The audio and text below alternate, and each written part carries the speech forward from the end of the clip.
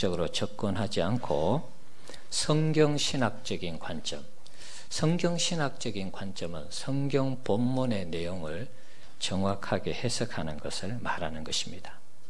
본문의 내용을 잘 충실히 살려서 설교하려고 하는 것입니다. 우리 성도님들이 힘들어 하겠지만 언젠가는 신학적인 교리적인 내용도 한번 다루려고 그렇게 생각하고 있습니다. 자, 오늘 본문을 그러면 성경 신학적인 본문이 무엇을 얘기하는가 거기에 초점을 맞추어서 한번 말씀을 나누어 보겠습니다. 오늘 본문을 보시면 20절에 지난주 말씀과 연결이 되는 것을 알 수가 있습니다. 지난주에 하나님의 기업의 풍성함과 능력에 대해서 살펴보았습니다. 바울이 크게 4가지로 에베소 교회를 위해서 기도했죠. 하나님 알기를 기도했고 우리를 불러주신 소망이 무엇인지 알기를 기도했습니다. 그리고 지난주에 3번째, 4번째 하나님의 기업의 풍성함과 하나님의 능력이 어떤 것인지 알 수 있도록 기도했습니다. 자, 19절에 하나님의 능력이 얼마나 큰지 알게 해달라 기도했는데 오늘 본문에 20절에 보면 하나님의 능력이 얼마나 큰지 실예를 하나 들고 있습니다. 20절 말씀 한번 같이 읽어봅시다. 그의 능력이 그리스도 안에서 역사하사 죽은 자들 가운데서 다시 살리시고 하늘에서 자기의 오른편에 앉히사. 네. 자, 여기에 하나님의 능력이 어떻게 나타났습니까? 그리스도 안에서 역사하셨다. 그 그리스도 안에서 역사하신 능력이 무엇입니까? 죽은 자 가운데서 그리스도를 살리셨다는 것입니다. 소위 말해서 부활을 시키셨다. 그런 말이죠. 부활시킨 하나님께서 예수님을 어떻게 했습니까? 자기의 오른편에 앉게 하셨다. 하나님 우편 보좌에 앉게 하셨다는 것입니다. 하나님의 우편 보좌는 상징적인 의미가 있습니다. 심판하시는 그런 의미가 깔려 있습니다. 예수님께서 온 세상을 심판한다는 것은 모든 권세가 예수님에게 주어졌다는 것을 가리키는 것입니다. 다르게 말하면 모든 권세를 예수님께 위임하여서 세상을 다스리고 통치하면서 심판하시도록 하셨다는 것입니다.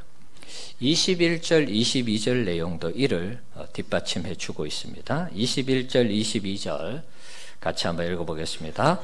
모든 통치와 권세와 능력과 주관과 이 세상뿐 아니라 오는 세상에 일컬는 모든 이름 위에 뛰어나게 하시고 또 만물을 그의 발 아래 복종하게 하시고 그를 만물 위에 교회의 머리로 삼으셨느니라. 자, 21절 22절 내용 보면 예수님께 모든 통치, 권세, 능력, 주권 이것을 다 위임했다는 것입니다. 지금뿐만 아니고 앞으로 오는 세상까지, 그러니까 예수님이 다시 오셔서 이 땅을 심판하는 그런 날까지 다 위임을 하셔서 모든 만물을 그의 발 아래 복종하게 하셨다는 것입니다. 한마디로 예수님을 온 세상 만물을 다스리는 주인처럼 만왕의 왕처럼 세우셔서 그렇게 이 우주 만물을 통치하고 다스리도록 했다는 것입니다. 만물을 그의 발 아래 복종케 하셨다는 이 말씀이 이를 더 강력하게 지지해 주고 있습니다. 그렇다면 예수님은 만물의 주인이시며 왕이시며 통치자시죠. 그래서 이것을 한마디로 만물의 머리이시다 이렇게도 표현할 수 있는 것입니다. 자, 만물의 머리이신 예수님이 그런데 22절 하반절에 보면 뭐라고 되어 있습니까? 그를 만물 위에 교회의 머리로 삼으셨느니라 이렇게 되어 있습니다. 만물을 다 발 아래 복종하게 하셨고 그 다음에 이어서 나오는 내용이 만물의 머리로 삼으셨느니라 이렇게 해야 논리적으로 정확한데 오히려 교회의 머리로 삼으셨느니라 이렇게 말씀하고 있습니다. 뭔가 논리적으로 안 맞는 말씀이죠. 갑자기 논리에 엄청난 비약이 있었다는 것을 알 수가 있습니다. 예수님이 만물의 머리가 되셨다고 하면 논리적으로 큰 문제가 있는데 갑자기 만물의 머리가 되었다고 하면 뭐 논리적으로 큰 문제가 없는데 갑자기 교회의 머리가 되셨다고 하니까 조금 이해가 안 가고 헷갈리는 부분이 있습니다. 예수님이 교회의 머리라는 것에 대해서는 이의를 제기할 분이 없을 것입니다. 예수님에 의해서 교회가 탄생했기 때문에 교회의 머리가 예수님이 되는 것은 당연한 것입니다. 교회는 예수님의 십자가의 사건을 기점으로 해서 탄생했습니다. 예수 그리스도의 죽으심을 통해서 인류의 모든 죄가 전가되어서 예수님이 십자가에서 그 모든 죄를 다 용서해 주셨습니다.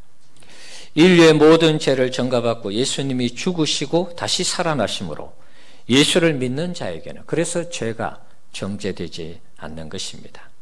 죄 문제가 해결되어서 예수를 믿는 자에게는 하나님의 자녀가 되고 백성이 되는 은혜를 베풀어 주는 것입니다. 이런 은혜를 입은 자들의 모임이 교회인 것입니다.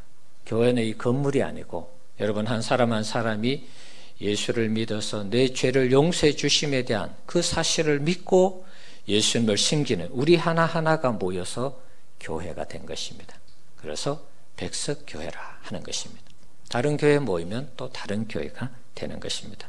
중요한 것은 하나님이 기뻐하시는 하나님이 원하시는 예수를 통해서 구원 얻는 이 진리를 시인하고 따르는 자들의 모임을 교회라고 하는 것입니다. 교회의 머리는 그래서 예수님을 따르고 믿기 때문에 교회의 머리는 예수님이 되는 것입니다. 사도행전 2장에 오순절 성령 강림 사건이 나타나죠. 예수님이 성천하시기 전에 몇 날 안 되면 성령이 임할 테니까 열심히 모여서 기도해라 그렇게 말씀하시죠. 그래서 초대교회의 제자들과 120명의 성도들이 마가의 다락방에서 열심히 기도해서 성령이 임하였습니다. 그리고 나서 수많은 사람들이 예수를 믿게 되었죠. 성령이 임하는 그 시간부터 해서 어떻게 보면 초대교회는 탄생하게 된 것입니다. 역시 예수님이 성령을 보내주심으로 그 사건을 통해서 놀라운 복음의 폭발적인 역사가 일어나면서 교회가 세워졌기 때문에 역시 교회의 머리는 또 예수님이다 이렇게도 말할 수 있는 것입니다. 마태복음 16장 18절에 있는 말씀인데 한번 보겠습니다. 읽어봅시다. 또 내가 내게 이르노니 너는 베드로라 내가 이 반석 위에 이 교회를 세우리니 음부의 권세가 이기지 못하리라. 아멘. 자, 예수님이 제자들에게 사람들이 나를 누구라 하더냐? 베드로가 주는 그리스도시요 살아계신 하나님의 아들이십니다. 그런 신앙 고백했죠. 자, 그 고백을 했을 때 예수님이 이렇게 말씀하셨어요. 내가 내게 이르노니 너는 베드로라. 내가 이 반석 위에 너가 신앙 고백한 그 반석 위에 내 교회를 세우리니 음부의 권세가 이기지 못하리라. 자, 여기에 보면 반석 위에 누구 교회라고 되어 있습니까? 내 교회라고 되어 있습니다. 예수님 당신을 가리켜서 내 교회를 세우겠다 이렇게 말씀하고 있는 것입니다. 그래서 예수님이 교회의 머리가 되는 것입니다. 이 머리라는 뜻은 헬라어로 케팔레라는 그런 단어를 썼습니다. 첫째가 되는 것, 그리고 최고가 되는 것, 탁월한 것, 뛰어난 것을 의미하는 것입니다. 예수님이 교회의 머리라는 것은 예수님이 빠지면 교회가 안 된다는 것입니다. 예수님이 교회가 첫째가 되고 최고가 되고 탁월한 분이 되시기 때문에 예수님이 교회에 없다면 교회가 안 된다는 것입니다. 우리가 이번 설 연휴 때에 여러분 고향 가신 분들 휴게소에 들리면 가끔 사드시는 거 있죠. 호독과자 사드시죠. 따끈따끈할 때 먹으면 맛있죠. 호독과자에 호도가 없으면 무슨 과자가 될까요? 예, 호독과자에는 호도가 들어야지 호독과자가 되는 것이죠. 네, 마찬가지입니다. 뭐 비유가 좀 어떨지 모르겠습니다만은 교회에 예수님이 안 계시면 교회가 안 되는 것입니다. 특히 예수님을 교회의 머리에 비유하고 있습니다. 좀 끔찍한 얘기지만 우리 사람을 한번 쳐봅시다. 사람이 있는데 머리가 없어요. 사람일까요? 아닐까요? 사람인데 사람 머리가 없어요. 사람이 아니죠. 마찬가지로 예수님이 없는 교회는 상상할 수 없는 것입니다. 그럼 바울이 왜 갑자기 하나님의 능력이 그리스도 안에 역사되어 그분이 다시 살아나셔서 세상 모든 만물을 통치하시고 다스리는 주인으로 왕으로 소개하면서 만물의 머리로 그리스도를 소개하는 것이 아니라 이 만물의 머리로 그리스도를 소개하는 것이 아니라 교회의 머리로 소개했는가 하는 것입니다.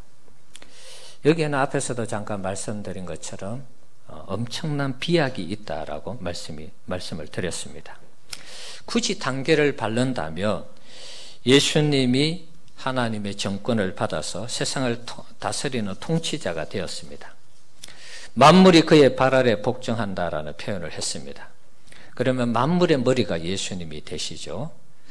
만물의 머리가 예수님이시다 이렇게 말한 다음에 그 다음에 교회를 설명하고 교회의 머리가 예수님이시고, 그래서 이 전부를 합쳐서 세상이 있고 교회가 있고 예수님의 머리, 예수님이 있다 이렇게 설명하면 논리적으로 굉장히 맞는데, 이걸 한 단계 뛰어넘어서 세상에서 바로 이 세상의 머리가 아니라 교회의 머리로 예수님을 바울이 지칭했기 때문에 여기에는 엄청난 비약이 있는 부분이다 이렇게 말씀을 드리는 것입니다. 어떻게 보면 논리적으로는 안 맞는 듯한 그런 인상을 줍니다. 자, 이것을 해석하기 위해서는 23절 말씀을 좀 이해를 해야 되겠습니다. 22절 말씀을 푸는 키는 23절에 있습니다. 23절 한번 읽어보겠습니다.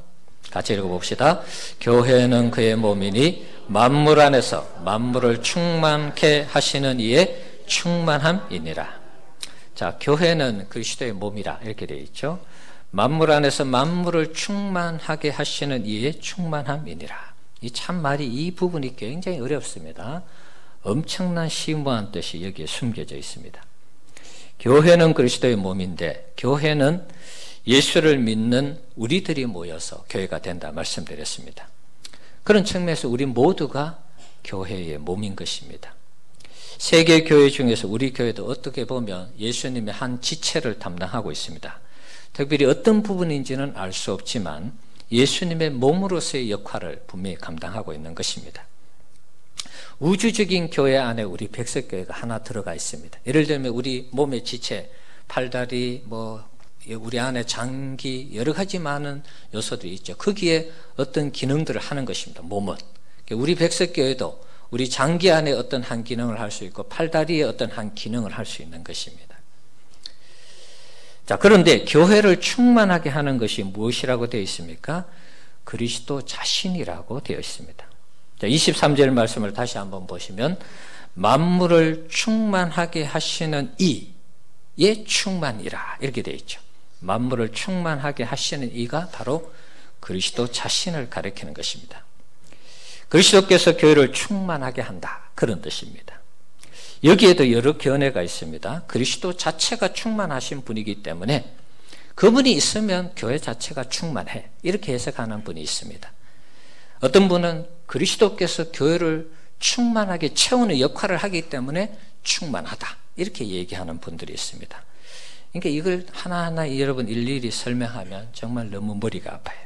그래서 중요한 것은 공통점은 그리스도 자체에서 충만함이 있기 때문에 그리스도가 충만함의 주체이기 때문에 채워주시던 그분이 있음으로 충만하든 상관없이 공통점은 그리스도 자체가 충만의 주체라는 것입니다. 헬라어로 플레로라는 그런 단어를 썼습니다. 예를 들면 사람을 배에 채우죠. 이게 충만하게 되죠. 사람의 정원이 50명이면 막 사람들을 태우면 50명까지. 그런 것입니다. 교회를 충만하게 하시는데 예수님이 그렇게 충만케 하신다는 것입니다.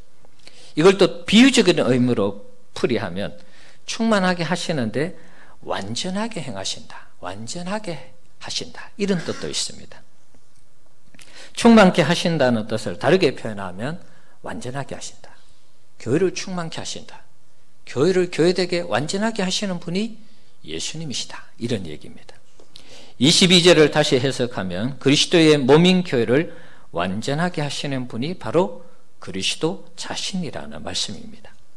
그리스도께서 어떻게 교회인 그리스도의 몸을 완전하게 하십니까? 무슨 능력으로? 앞에서 말씀드렸죠.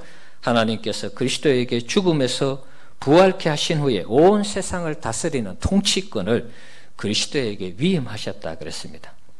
온 세상의 모든 것이 그리스도에게 소속되어 있기 때문에 세상 만물이 그리스도의 발 아래에 있다 그랬죠. 그건 무슨 말입니까? 세상의 모든 것을 예수님이 마음대로 좌지우지하면서 세상의 것을 다스리고 통치할 수 있다는 그런 뜻이라고 말씀드렸습니다. 만물이 그리스도의 발 아래에 있는데 교회에 뭔가 필요하다. 그러면은 만물의 머리가 사실은 그리스도인데 그걸 뛰어넘어서 교회의 머리로 이렇게 비약적인 내용으로 설명을 했다. 바울이 그렇게 제가 말씀을 드렸죠. 이건 뭔 말이냐 하면 만물을 발 아래 두고 계신 예수님이 세상에서 교회에서 필요한 부분들을 만물을 발 아래 두고 있는 예수님이 세상에 있는 필요한 것들을 얼마든지 가지고 와서 교회로 채운다는 것입니다. 이해되십니까? 이게 이해 안 되면 오늘 설교 완전히 죽 서는 것입니다. 다시 한번 설명하겠습니다. 예수님 발 아래 모든 만물이 있는 것입니다. 예수님이 모든 우주 만물을 통치하고 다스리는 것입니다. 만물 위의 머리로, 주인으로, 왕으로 계십니다. 그런데 만물의 머리라고 설명하지 않고 교회의 머리라고 설명했어요. 만물 위에 뭐가 있습니까? 다르게 표현하면 교회가 있는 것입니다. 교회 위에 그리스도가 있는 것입니다. 그래서 교회에 어떤 필요한 부분이 있을 때 만물을 발 아래 두고 있는 예수님이 그 세상에 있는 만물 아래에 있는 모든 것들을 끌어당겨서 교회에 채워주는 것입니다. 그래서 교회가 충만하고 충만해서 완전하고 완전해서 부족함이 없도록 한다. 그런 말입니다. 이걸 이해하셔야지 오늘 설교가 여러분에게 와닿는 것입니다. 이게 이해가 안 되면 저게 뭔 소린가 잘 이해를 못 하실 수 있습니다. 예수님에게는 온 세상의 것을 다 끌어들여서 교회에 채울 수 있는 능력이 있는 것입니다. 왜냐하면 예수님이 만물의 통치자시고 왕이시고 주권자시고 머리가 되시고 권위자가 되기 때문에 그런 것입니다. 하나님의 교회가 필요하면 그리스도는 세상에서 잘 나가는 사람들을 얼마든지 불러서 교회를 위해서 사용하는 것입니다. 세상에 있는 물질도 예수님이 그 물질을 끌어당겨서 교회를 세우게 하고 교회를 아름답게 섬기도록 교회에서 복음을 전파하도록 하는 것입니다. 하나님이 일을 하기 위해서 교회를 아름답게 세우고 보존하기 위해서 세상의 모든 것을 끌어당겨서 교회에 충만하게 채워서 교회가 교회되게 하고 교회가 계속 복음을 전하게 하고 교회가 하나님의 살아계심을 전파하도록 한다는 것입니다. 세상 잘 나가는 사람들을 끌어당겨서 교인으로 만들어서 하나님의 나라를 전파한 사람 중에 대표적인 사람이 누굽니까? 오늘 이 본문을 쓴 바울이죠. 사도 바울은 사실 예수님 옛자도 싫어했던 사람이에요. 교회 교자도 싫어했던 사람이에요. 예수 믿으면 무조건 감옥에 집어넣었습니다. 교회를 박살내기를 기뻐했습니다. 그러던 그를 예수님이 불러주셨죠. 예수님이 가만히 보니까 바울이라는 사람, 제 죄를 변화시켜가지고 교회에 쓰면 참 유익하겠어. 나를 핍박하고 교회를 핍박하는데 죄를 변화시켜서 교회에서 훌륭한 일꾼으로 만들면 정말 하나님의 교회와 나라에 유익하겠다. 예수님이 이렇게 판단해서 세상에서 잘 나가는 바울을 어떻게 했습니까? 다메섹 도상에서 한순간의 빛으로 찾아가셔서 바울을 완전히 바꾼 것입니다. 예수님과 아무 상관없던 그를 하루아침에 세상에서 어떻게 보면 잘 나가던 율법사로서 장래가 촉망되는 그런 인물을 하루아침에 바꾼 것입니다. 그래서 교회로 끌어들여서 그를 훈련시켜서 선교사로 사용한 것입니다. 그래서 그가 바뀌어서 어떻게 됐습니까? 유럽이 복음화되는 놀라운 역사가 나타난 것입니다. 바울 입장에서는 이것이 자기에게 은혜죠. 내가 하나님을 대적하고 주님을 대적하고 교회를 핍박했는데 심판받아 마땅한데 예수님이 자기를 지목해서 찾아오시고 변화시켜 주시고 하나님의 자녀 백성 되게 하시고 그리스도를 믿게 하시고 그래서 하나님의 나라의 복음을 전하게 한 이방인의 사도로 세워준 것에 대해서 그 은혜가 너무 감사해서 그는 평생토록 선교사로 살다가 순교한 것입니다.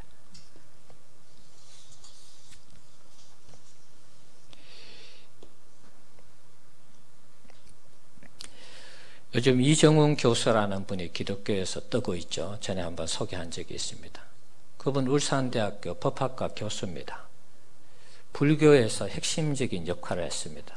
기독교가 계속해서 이 땅 위에서 뭔가 이렇게 자꾸 성장하고 기독교가 사회에서 뭔가 이렇게 빛과 소금의 역할을 감당하니까 교회를 잔해하고 기독교를 잔해할 그런 인물로 이 사람을 선택했어요. 교회를 공격하고 기독교를 공격하도록. 그래서 고속도로에 있는 교회와 관계되는 모든 광고판들을 다 철거하게 했습니다. 그리고 기독교 안에 인권 이런 부분들을 인권이라는 것으로 기독교를 다 학교에서 차단시키는 것입니다. 그런데 이 사람이 어떻게 됐습니까? 교회를 알고 또 기독교를 알기 위해서는 설교를 계속 들어야 돼요. 뭘 알아야 공격할 거 아닙니까? 그러다가 한날 자기 집에서 기독교 방송을 틀어놓고 설교를 듣는데 이 사람이 하나님을 만나게 되는 것입니다. 전혀 뜻하지 않게 복음을 전하는 그 설교를 들으면서 웃기고 있네 이런 생각을 하는데 그 마음속에 그 생각에 하나님이 역사한 것입니다. 웃기고 있네 조롱하고 깔볼 때 하나님이 그 사람 가운데 역사해버렸어요. 그 자리에서 꼬꾸라졌습니다. 하나님의 살아계심의 큰 그 영광 앞에 자신이 꼬꾸라진 것이죠. 그러면서 이 실체가 드러난 것입니다. 불교에서 우리 기독교를 이렇게 공격하고 이렇게 기독교를 교회를 이렇게 공격한 그런 실체들이 드러난 것입니다. 하나님은 세상에 있는 사람들이라도 발 아래 있기 때문에 예수님께서 저 사람 나를 위해서 교회를 위해서 필요하겠다 싶으면 그 사람을 바꾸는 것입니다. 이게 예수님의 강력한 통치의 권세인 것입니다. 예수님은 우리가 알고 있는 하나님의 아들이시죠. 우리가 그분을 믿고 섬길 때 예수님은 우리를 지키시고 보호하는 것입니다. 우리 개인 한 사람도 귀하지만 우리가 모여 교회가 되기 때문에 그래서 우리를 지키는 것입니다. 그분이 교회의 머리이시기 때문에 교회는 이 세상에서 사라지지 않는 것입니다. 지 교회는 사라지는 경우가 있습니다. 에베소 교회도 나중에 사라졌습니다. 나중에 이것까지도 나중에 말씀드리겠습니다. 우리가 에베소 교회를 추구하지만 사라지는 교회가 되어서는 안 되겠죠. 사도행전 19장에 나오는 에베소 교회를 추구하는 것이지 사라진 교회를 추구하는 것은 아닙니다. 왜 사라졌는지는 나중에 또 말씀드리겠습니다. 그러니까 지 교회들이 이런 하나님의 섭리의 역사 속에서 교회로서의 역할을 감당할 때는 이 지구상에서 사라집니다. 문 닫습니다. 그러나 우주적인 교회, 주님이 역사하는 교회는 시대를 초월하고 나라와 민족을 초월해서 계속해서 교회가 세워지는 것입니다.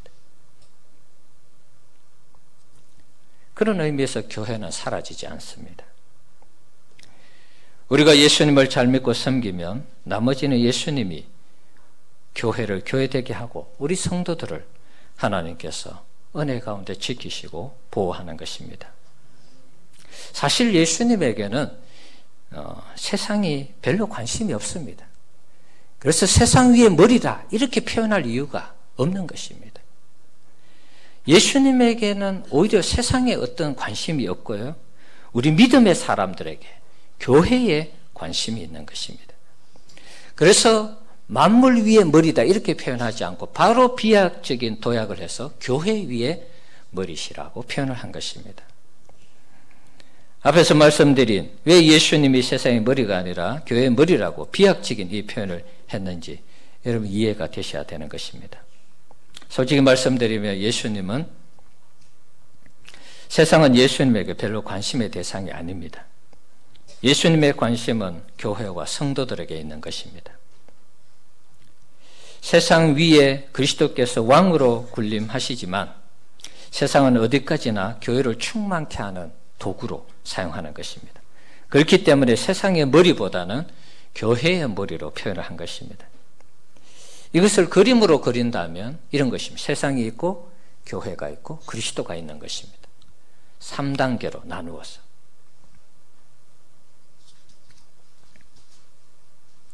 하나님께 정권을 위임받은 그리스도 예수는 교회를 완전하게 하고 충만하게 하는 일에 세상에 있는 모든 것을 끌어당겨서 공급하는 것입니다. 때로 사람이 필요하면 사람을 끌어당겨서 바울이나 오늘 우리 시대에 바울 같은 이종훈 교수 같은 사람을 끌어당겨서 일하게 하는 것입니다. 물질도 마찬가지입니다. 하나님 필요하면 어떤 사람이 가지고 있는 그 물질을 사용하는 것입니다. 그래서 교회를 교회되게 하고 하나님의 나라를 확장시키는 것입니다. 하나님의 나라와 의를 먼저 구할 때 모든 것을 더하신다는 말씀이 왜 주어졌을까요? 교회 밑에 세상이 있기 때문에 예수님은 언제나 하나님의 나라와 의 그리고 교회를 먼저 구하는 자들에게 세상에 있는 모든 것을 끌어당겨서 그 하나님의 백성에게 다 주는 것입니다. 그래서 그 백성이 하나님의 교회와 나라를 위해서 헌신하도록 그렇게 하는 것입니다. 이게 복받는 원리라는 것입니다. 단순히 헌금 강조하는 얘기가 아니고 예수님의 발 아래 모든 세상의 것이 있기 때문에 교회를 충만하기 위해서 세상의 모든 것을 끌어당기는 거예요. 그런데 세상에 끌어당기기 위해서는 세상에 있는 사람들을 변화시키는 것도 있고 우리 믿음의 사람들이 세상을 장악하고 세상 속에서 잘 되어서 거기에서 하나님이 세상의 것을 교회에 이렇게 충당하게 하는 그런 하나님의 역사로 이어간다는 것입니다.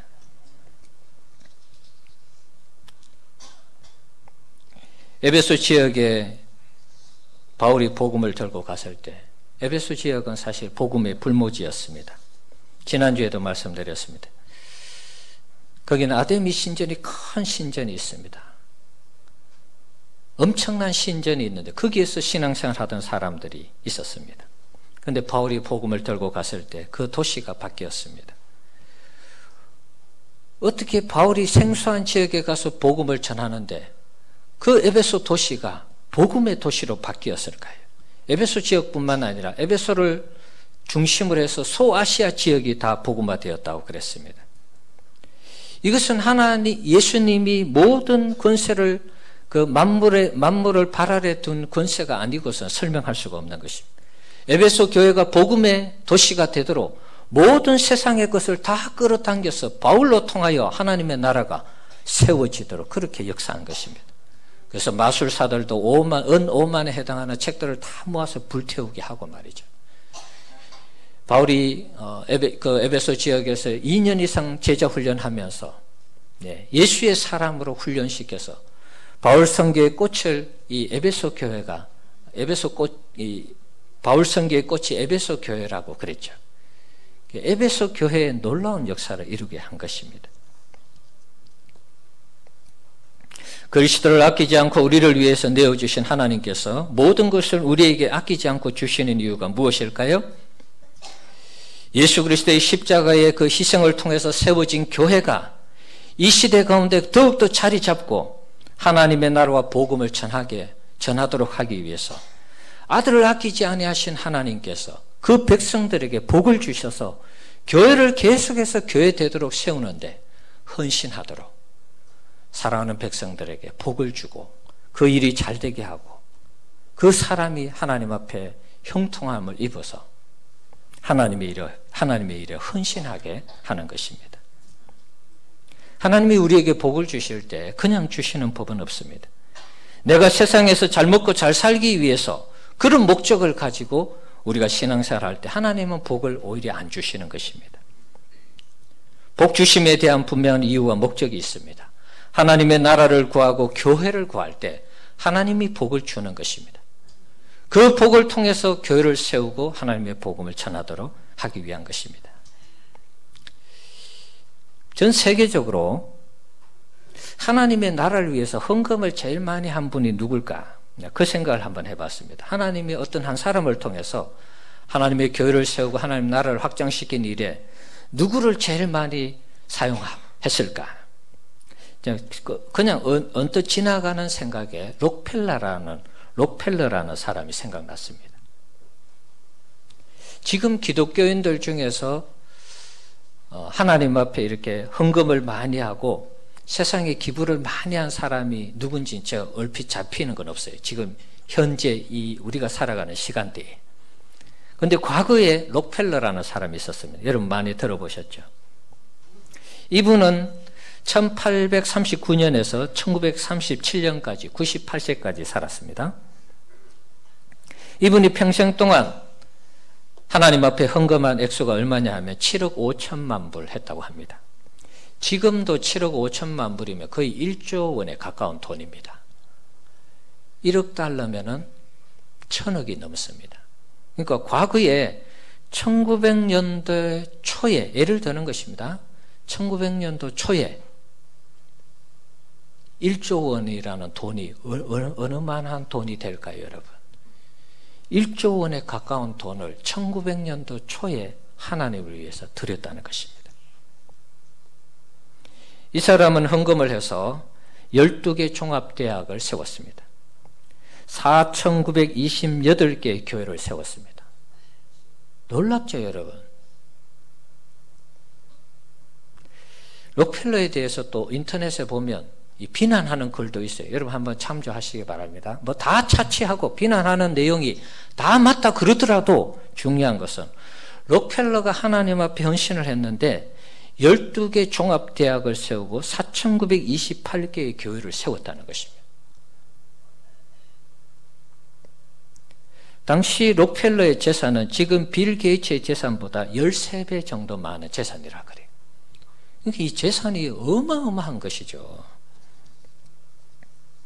우스갯소리로 이게 진짜인지 가짜인지 제가 확인할 수는 없습니다. 책에는 이렇게 되어 있습니다. 록펠러의 11조를 계수하는데 사람이 40명 사무원이 록펠러 11조만 계산하는데 사용됐다는 것입니다. 그 11조의 액수가 얼마나 많으면 한 달 내내 40명이 그 11조를 관리했다는 것입니다.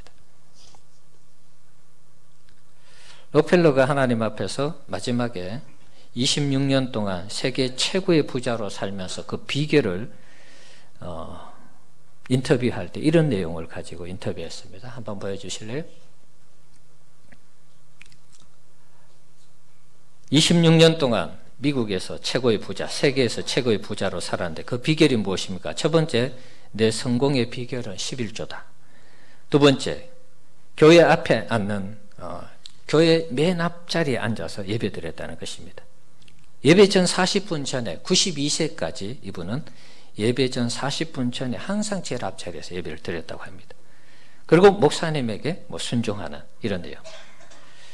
자, 이 사람이 6살 때의 어머니로부터 신앙교육을 받았는데 이것을 지켜서 하나님 앞에 복을 받았다. 이런 얘기를 했습니다. 자, 록펠러라는 사람, 여러분 잘 보십시오. 왜 이 사람을 하나님이 들어서 이 사람에게 복을 주셨을까요? 예수님이 모든 만물을 발 아래 두셔서 그 만물에게 있는 모든 물질들을 어떻게 보면 록펠러에게 다 끌어다 주어서 일하게 했습니다. 왜요? 교회를 충만하게 해서 하나님의 일을 마음껏 하도록 록펠러라는 사람을 사용한 것입니다. 우리가 하나님 앞에 예물 생활할 때에 우리가 기본적인 마음은 그런 마음을 가져야 될 것 같아요. 내가 이것을 하나님 앞에 예물을 드려서 교회를 충만하게 해서 하나님의 복음과 하나님의 교회가 아름답게 세워진다면 내가 세상에 있는 모든 것들을 하나님께서 끌어당겨서 주님께서 끌어당겨서 내게 복 주신다는 이런 원리를 여러분이 놓치지 않았으면 좋겠어요. 단순히 여러분 헌금 강조한다 이렇게 듣지 마시고요. 내가 하나님 앞에 예물을 드릴 때 하나님께서 이 복을 계속해서 충만하게 채워주셔서 교회를 유지하게 하고 교회를 통해서 복음이 전파되게 하고 그래서 또 우리 자신이 하나님 앞에 복을 받는 이런 순환되는 이 시스템을 여러분이 놓치지 않았으면 좋겠어요. 사실 여러분들이 헌금하시지 아니하면 지금 이렇게 뭐 우리가 따뜻하게 예배 드리잖아요. 우리는 저 전기 틀 수도 없습니다. 예를 들면 아무도 헌금 안 해요. 그럼 이 불 켜고도 우리는 예배 못 드려요. 그리고 이런 공간도 사실은 없습니다. 그리고 우리 교육자들이 이렇게 하나님 앞에 사역하는 이런 부분들, 단기 선교를 가는 부분들, 모든 것이 다 끝나는 것입니다. 이게 헌금 강조하는 그런 얘기로 들으시면 안 되고요. 내가 하나님 앞에 헌금을 드렸을 때 이게 교회를 충만하게 하는 하나님의 역사로 쓰인다는 것. 그리고 이것이 계속 지속될 때 하나님이 우리에게 복을 주시는 근거가 된다는 것입니다. 교회가 2000년 동안 어떻게 유지되었을까요, 여러분? 아무도 헌신 안 하는데 교회가 유지되었을까요? 그렇지 않지 않습니까? 지교회는 무너진 교회가 있지만 교회가 세워지는 곳마다 교회가 부흥하고 교회가 세워져서 하나님의 일을 하게 하는 것입니다. 그런 것이 다 우리가 하나님 앞에 헌신하면 하나님이 우리를 축복하셔서 우리의 축복을 통해서 교회를 충만하게 하고 교회를 통해서 주님의 복음이 전파되게 하고 주님의 교회를 세우게 하기 때문에 이런 원리와 순환되는 어떤 축복의 시스템 속에서 교회가 건재한 것입니다. 이 원리를 이해하지 못하면 우리는 헌금할 때마다 아까운 생각이 들 것입니다. 지금 서구 교회의 역사를 보십시오. 서구 교회에 요즘 교회에 대한 관심이 없습니다. 성경에 대한 관심이 없습니다. 어떻게 보면 영국이라는 나라, 대표적인 나라였죠. 영국은 어떻게 보면 세계 선교를 했던 대표적인 국가입니다. 그런데 요즘 영국이 시원찮죠? 영국의 교회도 지금 시원찮습니다. 하나님의 교회와 성경에 대한 이런 부분들을 소홀히 하게 되면 예수님이 만물을 발 아래 깔고 있는데 그 만물을 통해서 교회를 공급하기 위해서 그 나라가 잘 되고 가정이 잘 되고 개인이 잘 되도록 역사하는데 하나님의 교회를 채우는 이런 부분들을 제대로 안 하면 하나님이 그 나라를 버리는 것입니다. 미국도 지금 마찬가지입니다. 미국이 지금 왜 중국하고 계속 경제적인 이 대립을 하는 것입니까? 선두 자리를 내주지 않으려고 하는 것이죠. 과거에는 아무도 미국을 건드릴 수 있는 상황이 안 되었습니다. 그런데 중국이 너무 갑작스럽게 크니까 견제하는 것입니다. 그리고 트럼프가 얘기하는 미국 우선주의. 미국이 옛날부터 다 최고였습니다. 그런데 왜 우선주의가 갑자기 나왔습니까? 뭔가 부족하니까.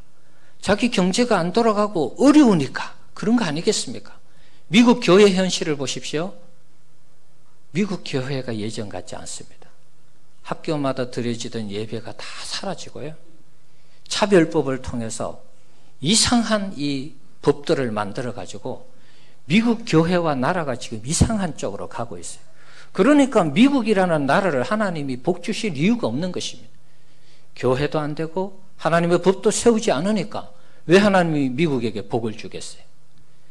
예수님이 만물을 발 아래 깔고 있는데 그 복을 미국에 퍼줄 이유가 뭐 있습니까?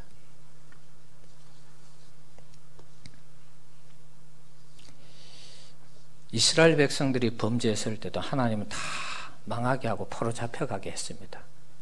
미국이라고 건재하겠습니까? 미국이 정신 차리려면 다시 신앙으로 돌아가는 것입니다. 하나님을 하나님 되게 섬기는 것입니다.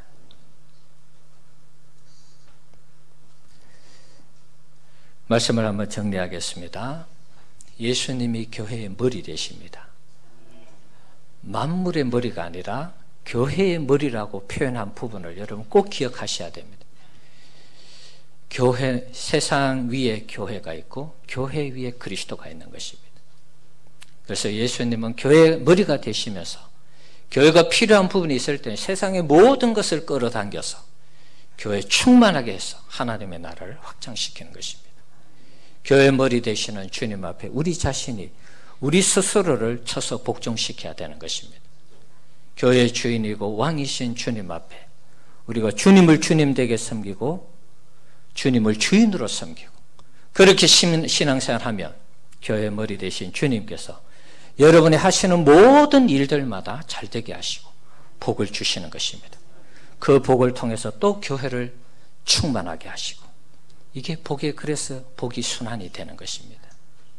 우리 백석교회가 주님 오시는 그날까지 이 지구상에서 사라지지 않는 교회가 되기를 주님의 이름으로 축원합니다. 그러기 위해서는 우리가 계속해서 교회를 잘 섬기고 주님을 잘 섬기고 하나님의 나라와 의를 먼저 구하는 일에 최선을 다해야 되는 것입니다. 그러면은 하나님이 모든 것은 책임져 주시는 것입니다. 같이 한번 기도하겠습니다.